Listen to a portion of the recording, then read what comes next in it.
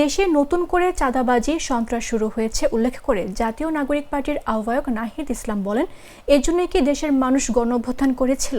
শুক্রবার দুপুরে পঞ্চগড়ের আটোয়ারীতে এনসিপির উপজেলা কার্যালয় উদ্বোধন উপলক্ষে এক সংক্ষিপ্ত সভায় এসব কথা বলেন তিনি। নাহিদ ইসলাম এ সময় বলেন, তাদের প্রত্যাশা দেশকে নতুন করে গড়ে তোলা হবে। দেশ গড়ে উঠবে ইনসাফ ও শান্তির ভিত্তিতে। চাঁদাবাজি সন্ত্রাসমুক্ত একটা দেশ হবে। সেই লক্ষ্যে গণঅভ্যুত্থানে যেসব তরুণ নেতৃত্ব দিয়েছিল তারা মিলে এই নতুন রাজনৈতিক দল জাতীয় নাগরিক পার্টি গড়ে তুলেছে। এই পার্টি জনগণের কথা বলতে চায়, অন্যায়ের বিরুদ্ধে, জুলুমের বিরুদ্ধে রাজনীতি করতে চায় বলেও দাবি করেন তিনি। এই গণঅভ্যুত্থানের পরে আমাদের প্রত্যাশা যে দেশটাকে আমরা নতুন করে গড়ব, একটা বৈষম্যহীন ইনসাফের ভিত্তিতে, সম্প্রীতির ভিত্তিতে আমরা এই বাংলাদেশটাকে গড়ে তুলব। চাঁদাবাজি সন্ত্রাস মুক্ত একটা দেশ হবে।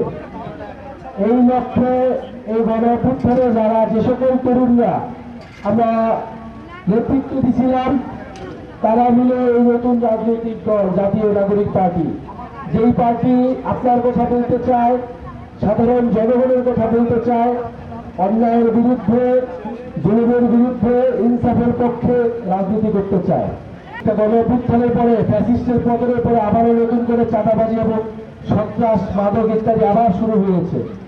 যুব সমাজকে আবার অধঃপতনের দিকে নিয়ে যাওয়া হচ্ছে। আমরা কি এটার জন্য গণঅভ্যুত্থান করছিলাম? আমরা কি এই দেশ, এই বাস্তবতার জন্য স্বৈরাচারের পতন ঘটাইছিলাম? আমরা ঘটাই নাই।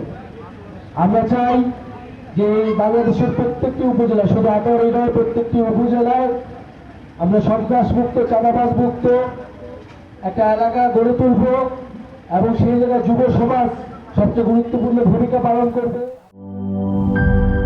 লাল সবুজের দেশে নতুন রঙের বেশে ঘরে বাহিরে সাজানো বলকে রেইনবো রেইনবো রেইনবো পেইন্টস রে সাশ্রয়ী দামে দেয়াল রাঙায় রেইনবো সবার রং সবার ঘরে ঘরে rainbow Rainbow Paints, the color of joy.